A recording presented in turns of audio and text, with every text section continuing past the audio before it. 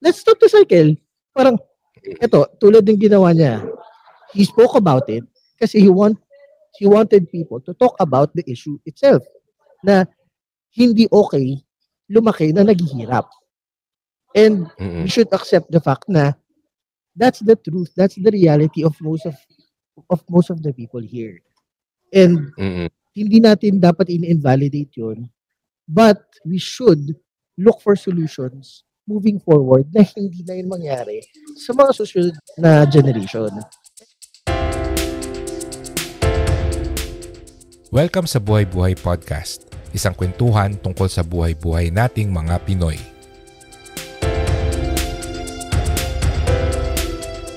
Okay, for today, tayo? Susubukan naman nating maging socially relevant dahil na-open na to kagabi nung nagkita tayo, 'di ba? Yung Parents Welfare Act, no? So siguro we can give our opinion about it. But before that, meron tayong backgrounder. So syempre meron akong dinownload na ano bang tawag ko doon? Well, parang summary lang naman kung tungkol saan siya para aware din yung mga nanonood sa atin at nakikinig, no? So yung Parents Welfare Act, si Senator Ping Lacson nag-file siya ng bill, yung Parents Welfare Act of 2025. And this legislation specifically aims to prevent the abandonment and neglect of elderly parents by their children during their time of need.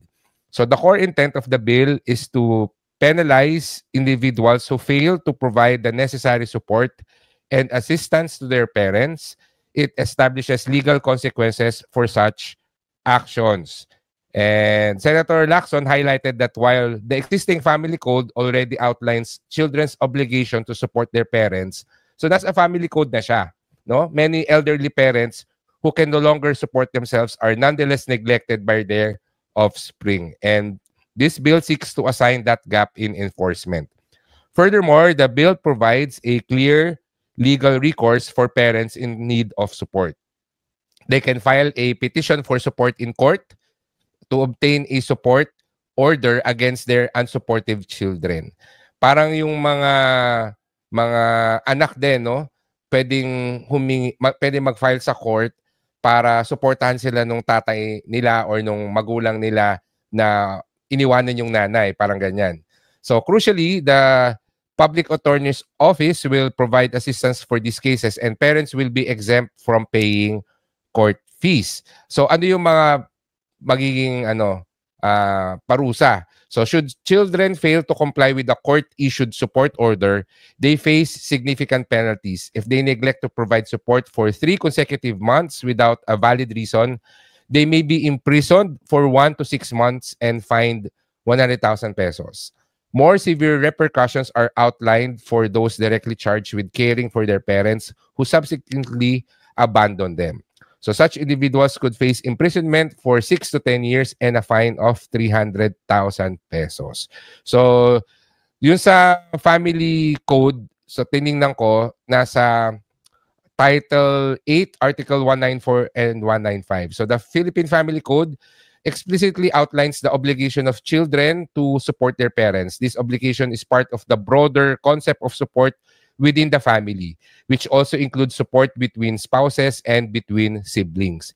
So yung existing na family code, ang nakalagay lang doon, it defines support as encompassing sustenance, dwelling, clothing, medical assistance, education, and transportation.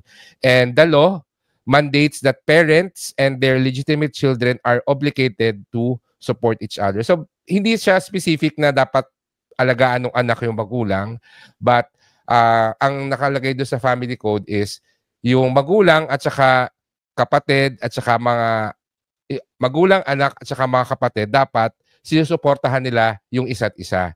So, dun yung existing na law na parang mandated or obligated na alagaan.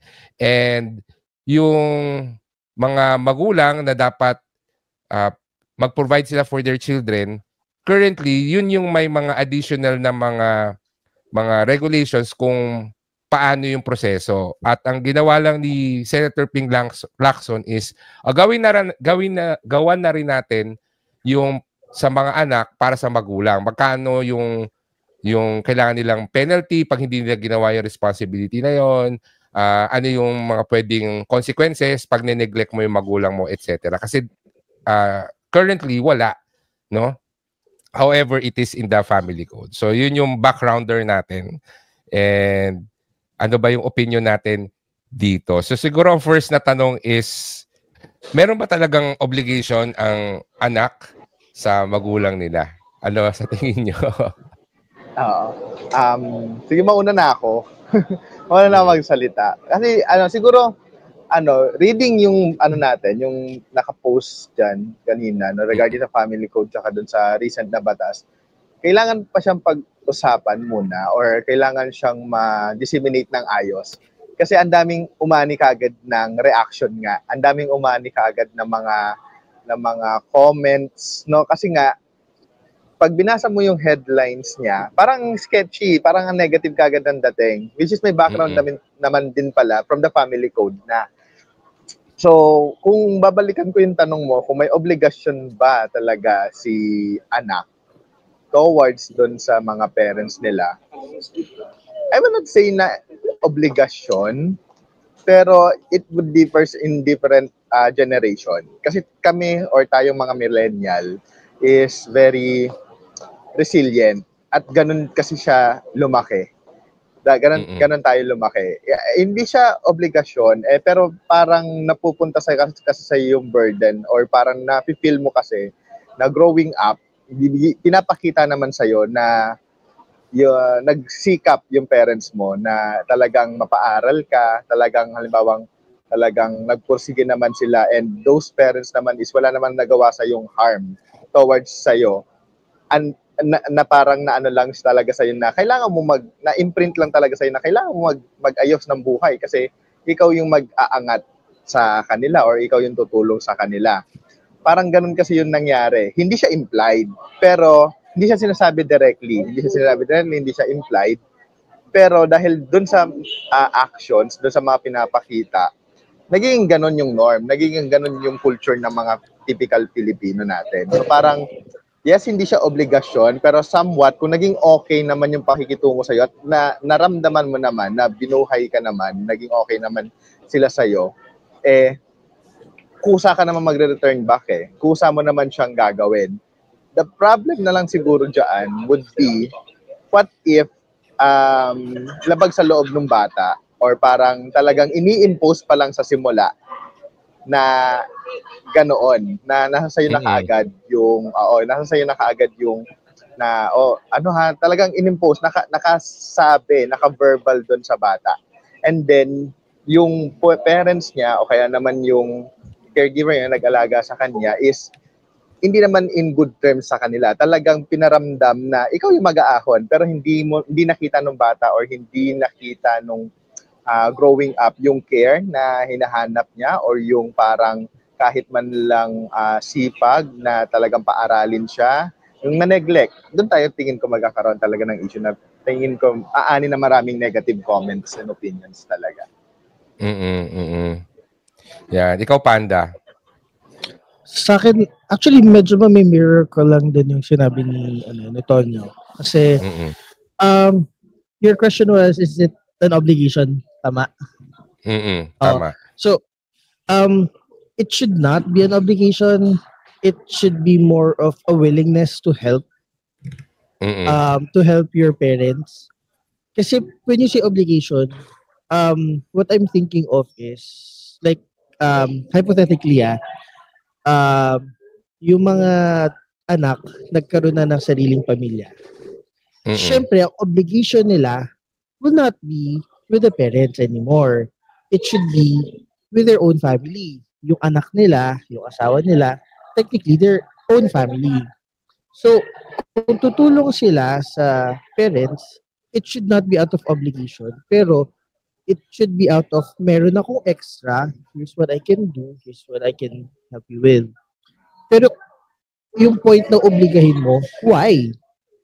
If someone is already, or if they already have an obligation with their own family, parang magkakaroon naman ng neglect dun sa side na dapat ang tinutulungan mo is yung sarili mo ng family. Though I get it na it's important to help your elderly or your parents.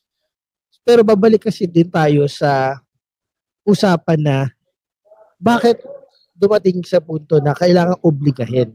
One, hindi ba nagkaroon ng proper savings ang magulang mo? Two, isipin mo, bakit hindi sila nagkaroon ng proper savings? Is it because nag-anak na hindi sila handa?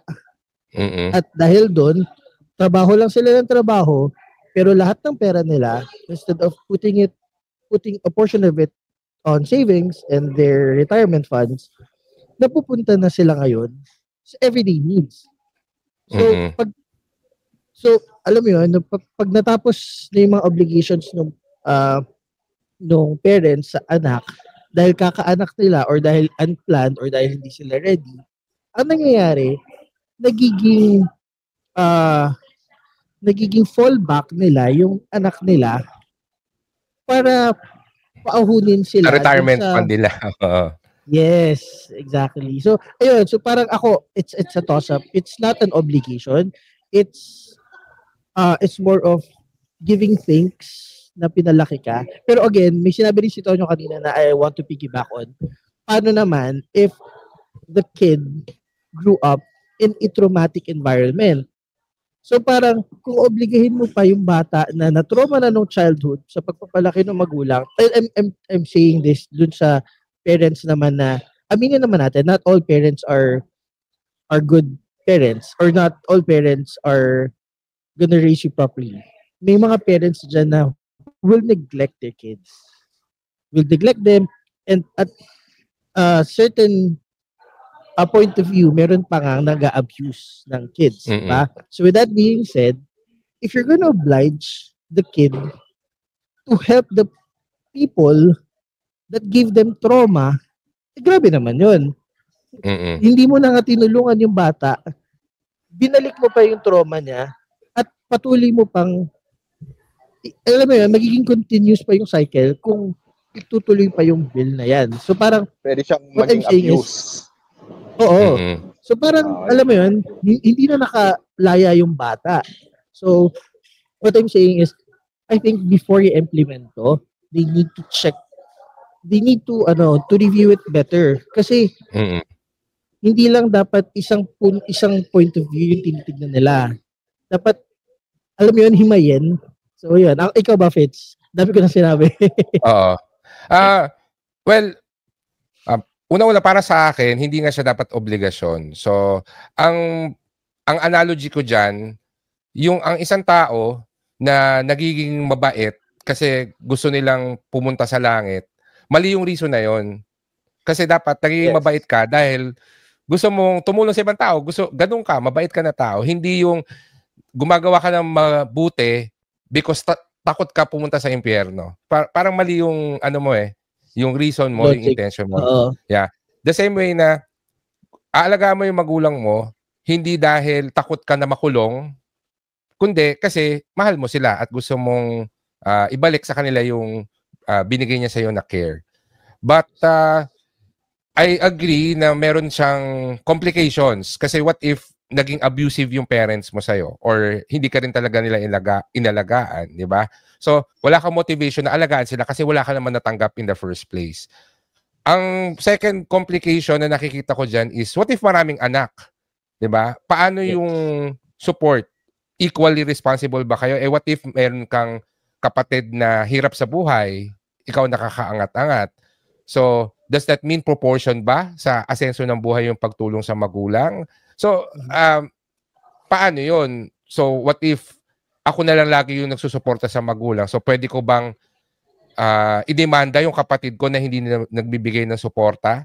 Di ba? So, mag-o-open siya ng other cases na dapat, before pa man talaga ma-fully implement ito, ay nahimay, no? Na pag-aralan yung detalye. Kasi, isa pa, sa Filipino culture, usually yung mga babae at saka mga bakla yung nag-aalaga sa magulang.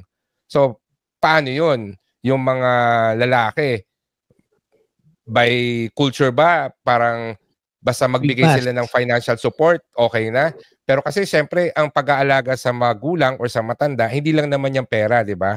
Lalo na pag nagkakasakit na, yung pagdadala sa doktor, mga check-up, yung pag-aalaga, pag, alam mo yon, hindi na nila kayang alagayin sarili nila, saan titira, di ba? Even that kung sino yung kasama nung magulang sa bahay or sino yung tatanggap nung magulang sa bahay nila. Those are complications na hindi lang siya basta-basta sinasabi na suportahan niyo yung magulang niyo, but papasok na yung details, no? Paano ba siya i-implement, ano yung consequences, ano yung paano yung hatian, etc.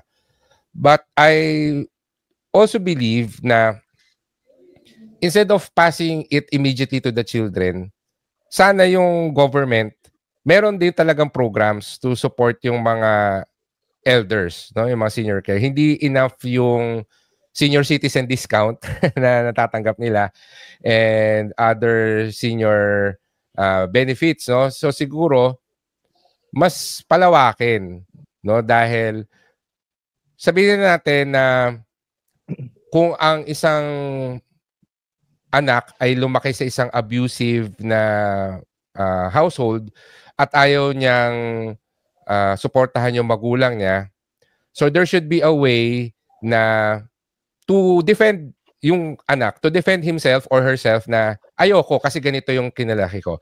And in that case, para naman sabihin natin na hindi din mapabayaan yung magulang, yung government yung magpo-provide ng support sa kanila. So ang tanong, meron bang ganong programs, di ba? Aside from dadalhin mo sa DSWD, etc. Siyempre may mga magulang na they want to also grow old in dignity, no? Hindi mo lang basta itatapon sa home for the aged or sa isang social welfare. So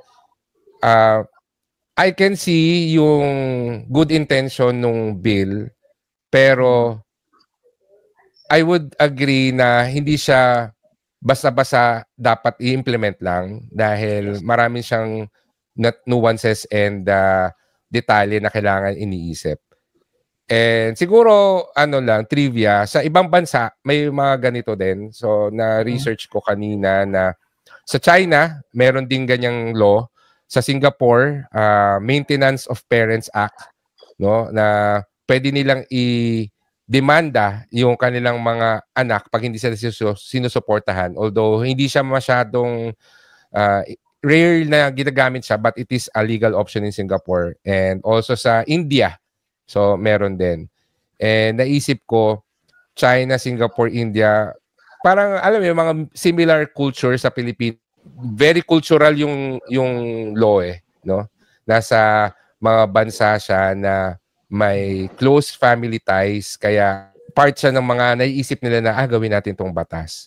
Isang question ko is, paano siya naiba sa magulang na required silang alagaan yung anak nila or mag-provide sa anak nila? How is that different pag yung magulang na susuportahan yung anak? Ako kasi, actually, isa yan sa mga points dapat na sasabihin ko nawala lang sa isip ko. Kasi pag parents, obligation nila na palakihin na maayos yung kids because sila yung choice nila. It was their choice to put life or to bring life into the world. So, isipin nyo naman, ano ba naman ang kamali-mali ng bata na sa buhay from birth to, I would say, mga 8, 9, 10 years old, wala pang wala pa yung capacity to support themselves. So, alam mo yun, kaya iba siya dun sa Parents Welfare Act kasi yung parents, technically, they already have the capacity to sustain their lifestyle or to sustain themselves. Ang tanong na lang kasi dyan is bakit hindi na nila kaya na suportahan yung sarili nila? Ano na lang yan, pupunta na lang ulit yan sa financial management, parang ganun. Pero yung parents to children, ayun, responsibility yun ng parents kasi, again, una-una, sila yung pumili na magawa ng tao at it's their responsibility to take care of the kids up until the kids have the capacity to support themselves. Ako, ang thinking ko dyan, yung responsibility ng parents, siguro up until the point na hanggang kaya na nung bata na supportan yung sarili, yun siguro yung boundary. Pero option na yun ng parents if they want to continue supporting after or not.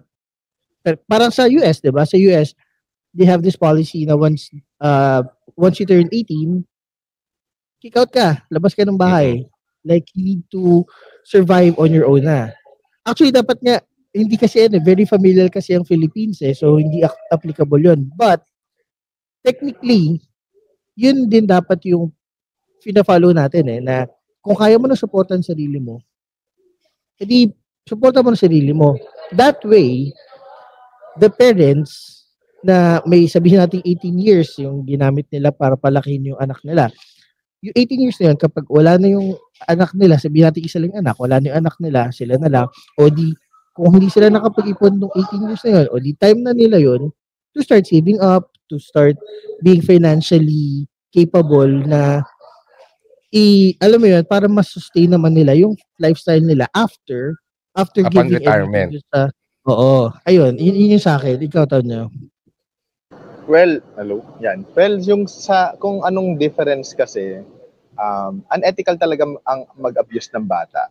Na parang kaya nasa law siya or wala, pero alam ko meron naman tayong mga magagandang law on protecting yung sa mga bata natin. So, number 1 na kaagad yon na lahat naman ng laws and mga protection is towards talaga din dun sa bata. Siguro hindi yung towards naman dun sa parents kasi mahabang usapan So, tama nga yung kanina magandang key point kanina na hindi mo siya basta pwedeng ikaso or basta pwedeng i-implement without any background checks. Kasi kung yung ngang mga na-abuse na bata, ang haba pa ng investigation Ang haba pa ng usapin, 'di ba? Before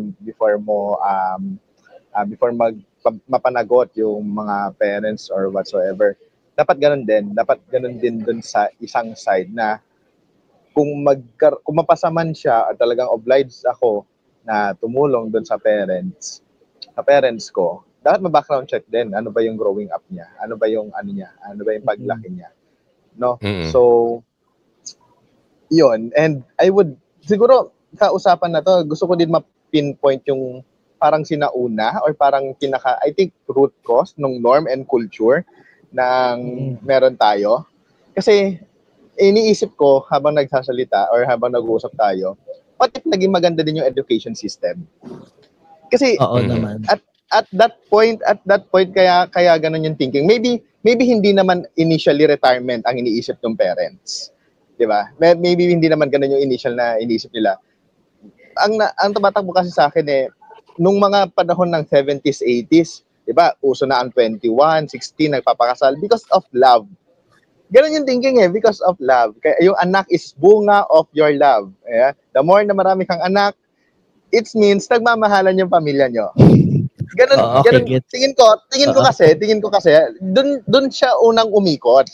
Doon siya naging unang norm na kung bakit nagkaroon ng mga problema ngayon. So, if magkakaroon man ng ganung law ngayon, can we address din ba yung mga magpapakasal? Can we address din ba yung mga tao na gusto magkaanak na they have, I would say higher education. Hindi naman lahat ng may matataas na college degree is well-minded din naman, no? Pero at least they have a realistic approach kung halimbawa magkakaroon man sila ng marami anak or alam mo yon dahil may law na ganito, ganyan, magkaroon man lang din sila ng idea regarding sa mga consequences or mga benefits kung meron or ano yung mga drawbacks kapag halimbawang ganito yung pamilya nyo, ganito yung dami with your income or with your mental capacity na mag-bear or magpalaki ng pamilya o mga ganyan-ganyan. Siguro, kailangan, kailangan mo na i-solve yung pinaka-root cause. Bakit ba nagkakaroon ng ganung problema? Bakit ba nagkakaroon ng ganung issue? Oo. Maganda na yung citizens, no? Meron silang financial education para ma-realize nila yung importance of preparing for retirement. Kasi sabihin na natin na some parents, they see their children as their retirement fund, which is totally wrong. Sad. Oo. Totoo. I agree na yung magulang may responsibility sa mga anak because helpless ang anak, di ba? Tsaka decision mo yon na magkaanak, no? Or alam mo yon.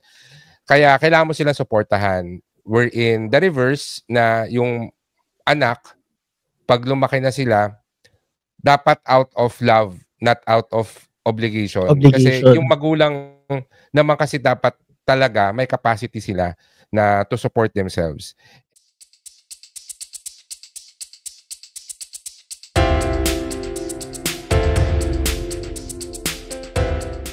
Bago tayo magpatuloy, gusto namin kayong i-invite sa aming website na buhaybuhaypodcast.com. Nandun ang aming episode show notes, mga exclusive special videos, extended episodes at marami pang iba. Kaya kita-kita tayo sa buhaybuhaypodcast.com.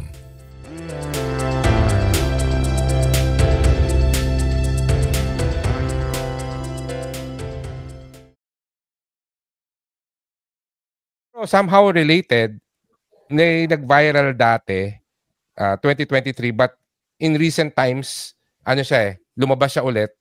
Yung graduation speech ni Jaynard Ronquillo, yan, na sana hindi nyo na lang ako ipinanganak. So very, naging viral siya, somehow controversial din, na take ni Jaynard nung kanilang graduation speech about sa mga parents, no? Nabasa mo ba to, Panda? Yes, nag-react ako dyan. Hinahanap ko nga yung pero nabasa ko siya.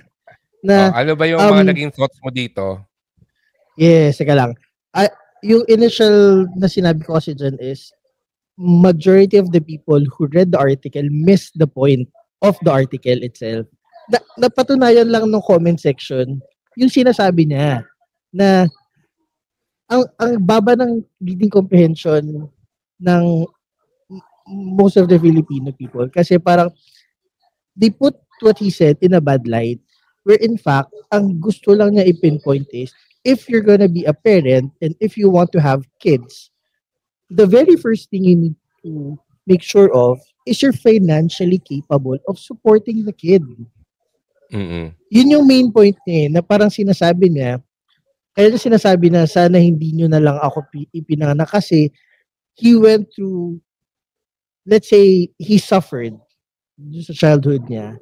And he's just addressing it as is. Sinasabi lang niya na, I suffered when I was young. And I don't want other people to suffer the way I did growing up. Kaya kung mag-aanak kayo, make sure that you're ready financially to support them. And kung sabihin natin ready nga kayo, pero ang capacity nyo is only for 1 or 2 kids, then that's it. Maximize nyo na hanggang 2 kid lang. Kasi kung yun naman kaya nyo. And then the rest, put that for yourself when you grow up. Yun lang naman yung sinasabi niya eh. Yun. So parang minasama lang ng ibang tao na sorry to say, naman pa siya, sinamahan pa siya ng mga Bible verses and also parang ako, why? Anong connection ng Bible verses dyan? He's just stating his experience. And you're invalidating the experience because of what? Diba? Yun lang yung take ko doon. Hindi ko siya totally nabasa, pero nagdiretso kasi ako sa comment section. Kasi minsan yung gist nung kwento, makikita mo kagad sa comment section. So, tama naman na ang toxic ng mga tao kagad. So, may napatunayan kagad siya based pa lang din dun sa comment section. And then, yung binalikan ko yung kasi yun nga, again, headlines na naman siya eh. Yung una lang kagad eh. So, magko-call talaga siya ng attention. Maganda naman yung pagka-write niya, yung pagka-write up niya. Hindi siya, nag-state lang siya ng mga possibilities, nag-state lang siya ng evidences, nag-state lang siya ng mga pwedeng mangyari, if ever. It's not naman na may grudge siya doon sa parents or kung ano man. So, yung yung reaction kasi nung karamihan, o kung ano yung naging mindset nila. Iba kasi yung norm eh. Doon talaga magkakatalo. Iba-iba kasi yung naging norm. Iba-iba kasi yung mga naging culture natin or ng bawat family, iba-iba kasi talaga yung mindset. Some would defend that. Some would defend na bakit hindi mo alagaan yung parents mo, mga ganyan-ganyan. Depende kasi sa pagpapalaki. Pero hindi nila pwede din in-invalidate yung mga nasabi nga natin kanina na paano if hindi naman deserving or talagang hindi naman nila naramdaman yung love or yung pagpupursige na alagaan din yung mga bata. So, yung post na yon, it's very, black and white, nakalatag lang din talaga. So, yung reaction na lang talaga yung naging kalat. Saka graduation speech niya yon eh. Di ba? Yes, so, yes. Maririnig yon nung mga magulang niya, but he took it as an opportunity to also address, I would say, yung mga colleagues niya, no? Yung mga kapwa niya graduate na, kayo, now that we are graduates, kailangan natin isipin na bago tayo mag-start ng family, dapat kaya natin suportahan yung anak natin. But I think ang idadagdag natin dito is, kaya mo suportahan yung anak mo at kaya mo pa rin suportahan yung sarili mo sa pagtanda. So it's not just supporting your children, but also thinking about your own survival as you grow old. No? So I think that's one of the things that we should teach or educate people on, no? Na ang mga magulang, hindi lang yung anak nila yung responsibilidad nila, but responsibilidad na rin nila dapat yung isipin yung welfare nila pagtanda nila. Kasi hindi dapat nila iaasa sa anak nila yung survival nila when they grow old. Siguro, they just have to provide their children the proper love and care na in such a way, yung mga anak nila, wholehearted din na susuportahan sila kapag tumanda na sila. Hindi na siya out of obligation, but it is really out of love, no? And tapos sorry, dadagdag ko lang din, Fitz, na babalik lang tayo dun kay dun sa article. Isang bagay din na I want to voice out is we should already stop invalidating generational trauma. Kasi dun sa section, dun sa article na yon, most of the people sa comment section, ang palagi nila sinasabi, kinaya ko nga. Bakit hindi mo bakit hindi why don't you man up? Ganun. So parang the reason I'm bringing this up is because to stop or to improve moving forward, we should think back kung saan nagkakaroon ng problema, which is one, making generational trauma a norm. Na hindi. We should not make generational trauma a norm kung alam na natin na the previous generations had this issue na they always sweep under the rug and they don't talk about it. Let's stop the cycle. Parang, tulad ng ginawa niya. He spoke about it kasi he wanted people to talk about the issue itself. Na hindi okay lumaki na naghihirap. And we should accept the fact na that's the truth, that's the reality of most of the people here. And hindi natin dapat in-invalidate yun, but we should look for solutions moving forward na hindi na yun mangyari sa mga susunod na generation. And that's also a good talking point for how the next generation of parents should handle upbringing. Kumbaga, I'm saying that because the next generation of parents would be us millennials.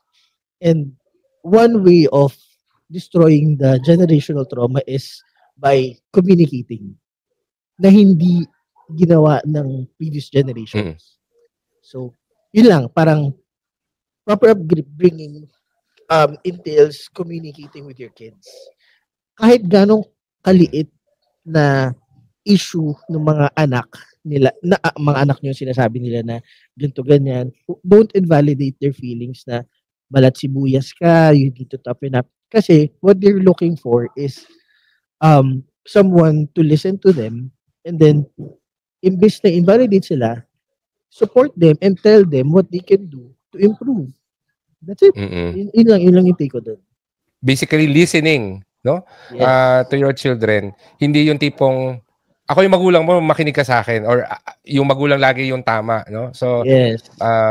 kailangan talaga ano lang. ng improvement sa communication. Yes, Tonyo. May add lang din ako dun sa ganon. Kasi madalas natin naririnig na, ako nga kinaya, ganyan-ganyan. Pero, at that moment or at that time or at that generation kasi nila yon. Kung ikaw ba lumaki dun sa generation nila, kakayanin mo din ba? Kasi kaya hindi nila pwedeng i-compare talaga. Kasi may narinig ako na parang binanggit, na-realize din niya na lagi niya binabanggit yun eh. Generation namin, kaya namin, kinaya ko nga, ganyan-ganyan. Iba na yung generation or yung mundo ng mga lumalaking bata ngayon. If nandun ka ba sa sapatos nila, ganun din ba yung masasabi mo or parehas kayo na magiging reaction? Parang ganon. So, syempre, isa din yan sa mga kailangang tignan nung magiging parents or future parents. You really have to understand lang saan ba sila nanggagaling. We all know naman lahat ng parents, first time niya yan. Inaaral niyo pa din naman siya. Inaalam niyo pa din naman siya. Pero ang pinaka-best na pwedeng gawin siguro is alamin mo din yung sitwasyon. No? Ano ba yung trend ngayon? Ano ba yung kailangan kong gawin for that? So siguro last question na lang. I think we all agree na if papatupad tong Parents Welfare Act, there is a need to also improve on the government services for seniors. No? So kung may i-implement na support for senior citizens ang government na sa tingin nyo wala ngayon, ano yung pwede nilang i-initiate din na program na para hindi naman talaga 100% nasa burden ng mga anak yung pag-aalaga sa kanilang mga magulang. Ano ba sa tingin niyo pwede niyo i-suggest? Hindi kasi enough yung senior discount nila. Oo. Growing old, maraming mga illnesses na pwedeng, in a medical field kasi naisip ko. Growing old kasi, dyan na maglalabasan yung mga sakit. So why not come up something about law na free ang access ng mga seniors in terms of healthcare. medication. Free hindi discounted. Free, kahit yung mga basic diagnostic test na to prevent yung kung ano man yung magkakaroon kasi sa kanila. Kasi usually sa mga sakit ng senior, late na nalalaman eh. Kasi nag-iinda din naman sila financially. Nag-iinda din naman sila kung halimbawang kaya ba nilang pumunta ng hospital or mapanggamot. In some other countries, prevention na yung nauuso. Before pa lumabas yung hypertension mo, before pa lumabas yung mga cancer or tumors mo, nadidetect na nila. So kung halimbawang maganda ang funding, maganda ang magiging sitwasyon ng economy or whatsoever, why not prioritize health talaga ng mga papuntang senior na? Parang ganun. Siguro, anything about health, yon sa akin siguro. Anything about health na law mapupunta doon. Ako, medyo controversial yung take ko dito. Pero, dapat, magkaroon din tayo ng more accessible hospice care. Kasi, aminin naman natin, or hindi, majority ng tao dito really cannot support their parents while they're supporting their family. So, at the very least, hospice care, tama ba hospice care? Tonyo? Retirement villages? Parang ganun ba? Mga retirement, yes, mga retirement villages. Kasi, to be honest, mahal siya dito sa Pilipinas. Sobrang expensive ng hospice care. So, at inisip ko, parang, at the very least, sana magkaroon tayo ng program na maging accessible yung hospice care for elderly without breaking the bank. Kasi, again, hindi naman lahat ng family afford yun. Yun yung una. And alam ko naman na medyo tabu sa Pilipino yung hospice care kasi nga gusto natin na pagtanda ng magulang nasa atin pa din. Pero paano pa rin kapag hindi talaga capable na palakihin yung parents kasi nga marami na obligation sa family. At least sana magkaroon tayo ng option na affordable hospice care and on top of the affordable health care, for elderly, like yung sabi nga ni Tonyo. Ayun. And tapos, kung magkakaroon man let's say na ma-approve man si Parent Welfare Act, sana magkaroon din ng specific criteria or criterion kung kung ano ba yung monetary equivalent nung or kung hanggang saan yung monetary equivalent support. nung support. Kasi hindi naman pwedeng magbigay ng pera tapos yun pala hindi na financially capable yung nagbibigay. So yun, parang sana magkaroon lang din ng specific criterion kung ano yung qualifiers and kung how much and kung every kailan, every bi-weekly ba to, weekly, monthly. Oo. So meron details, no? Ano ba yung definition natin ng support, no? Magkano yung minimum amount na parang masabing support ka and ano yung mga other items na nasa checklist to define na you are adequately supporting your parents. Yeah, I agree. Ako, kung meron mang program, siguro something that I also experience na sana merong caregiver support na state government sponsored, no?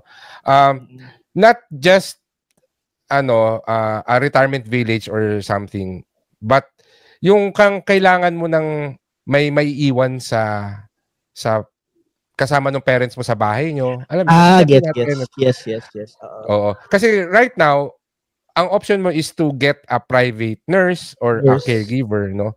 Pero what if hindi naman kayo financially capable talaga to hire someone na 24/7 na private nurse or caregiver sa bahay? So at least there's an option to ask for a state-sponsored caregiver. And I think that will create jobs also. Kasi 'di ba yung mga nurses natin sa Pilipinas nag-a-abroad, ang trabaho sa ibang bansa caregiver eh. So, bakit hindi natin siya magawa dito na yung government yung magbayad dito sa mga nurses natin to work as a caregiver sa mga financially challenged na families dito sa Pilipinas para at least both parents can work, 'di ba? While their parent is being taken care of by a caregiver. Yes. Tama. 'Di ba? So, yun yung naisip ko. And also, mga state-sponsored na work opportunities, I would say, no? Kasi hindi lang naman financial, but also meron sense of self-worth yun eh, na nararamdaman nila na meron pa rin sila, productive citizens pa rin sila. If we just rely on private companies na mag-hire ng mga senior citizens, I don't think that will work. No? What if, yun, mag-sponsor din ang government ng mga work for senior citizens para they can also earn for themselves but also they will experience a certain sense of, alam mo yun, may self-worth sila dahil nakapagtrabaho sila. So, I don't know actually, I'll just piggyback on that kasi that's called generativity versus guilt in terms of psychology.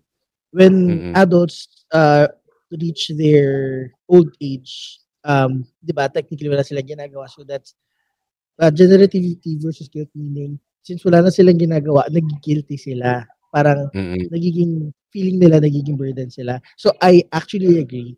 Dito lang naman sa Pilipinas hindi uso yun eh. Sa Japan alam ko elderly can still work. Like wala silang age range. Pero syempre mas lighter yung load. Mas lighter yung work. So parang goods na sinabi mo rin yan kasi dapat dito sa Pilipinas hindi rin tayo dapat ageist when it comes to work. So dapat may opportunity pa rin for older people to work. Pero syempre doon na yung mga trabaho na less physically taxing man lang. Para, sabi mo nga, kasi di ba pag matanda ka, wala ka na din naman ginagawa eh. So, kung naboboard ka na wala kang ginagawa, edi meron ka na rin kahit paano, mapagkakaabalaan. Kumikita ka pa. So, I agree. Tama nga. Dapat meron ganung program sa atin. Yeah.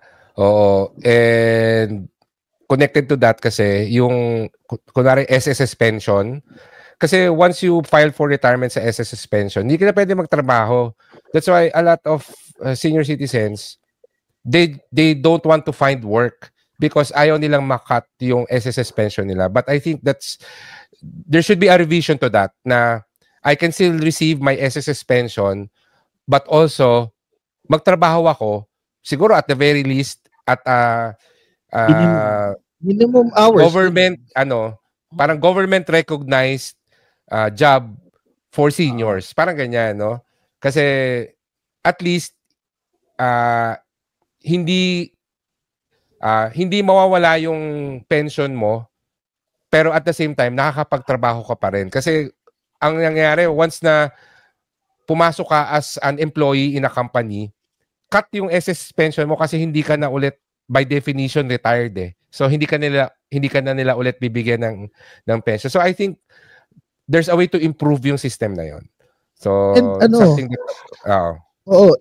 and to also add, hindi na naman gano'ng kalaki ang pension nila. So alam mo yon, parang aminin natin that the pension that retired people are getting is not enough to sustain their living. Kaya umaasa pa rin sila sa, doon tayo babalik sa Parents Welfare Act. The reason why they still need assistance from their children is because the pension they're getting is not enough to sustain them for a month. So, yun talaga dapat ayusin eh. Parang una, ayusin yung pension, which is sobrang nakaka-dodgy din eh. Kasi parang bakit ganyan kaliit pero ang laki ng binayad mo all throughout your life, diba? Tapos andito makukuha mo. Tapos, dahil nga doon, parang kailangan pa nila umasa sa mga anak nila, which dapat hindi na, diba?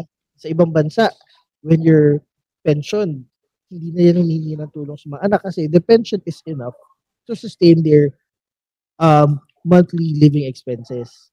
So parang, alam mo yun, extra na lang kung magkakabibigyan sila ng anak nila. Pero dapat the pension itself should suffice eh. Ayun. Yun lang. Yeah. So to summarize, if this Parents Welfare Act will be implemented, I think kailangan ng clear guidelines and exceptions also, 'di ba? Tapos yung details talaga kailangan ma-work out, yung definitions, etc. But more than that, kailangan din ng public education on financial literacy. That's very important. Household, family finance, 'di ba? Household budgeting, etc. para hindi umabot sa point na kailangan ng isang magulang yung support ng mga anak nila, no? Na hindi kailangang umabot do sa point na magiging obligation nila na suportahan sila kasi they were able to manage their finances well during their productive years, no? Yes. And then lastly, kailangan din na madagdagan at ma-improve yung mga government support for senior citizens. No? Hindi lang enough yung discount but also as in services na libre na pinoprovide such as sabi nga ni Tonyo, free consultation, no? Hindi lang discount sa consultation but talagang libreng consultation aside siguro sa mga public health centers but give subsidy sa mga private hospitals and clinics na meron silang allowance to accept some senior citizens for free healthcare kasi ang haba talaga ng pila sa mga public or government institutions, no, health institutions.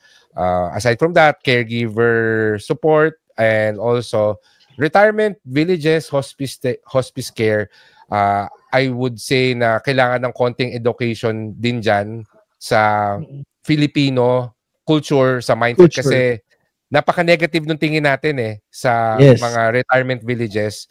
But siguro na-expose na rin ako sa mga TV series and movies wherein yung setting nung story is in a retirement home. It's not as bad, no? Especially if talagang tama yung policies, alam mo yun, very loving yung environment ng Environment, oo. Oo. So, I think those are the things na kailangan ding tingnan if talagang ipupush itong Parents Welfare Act.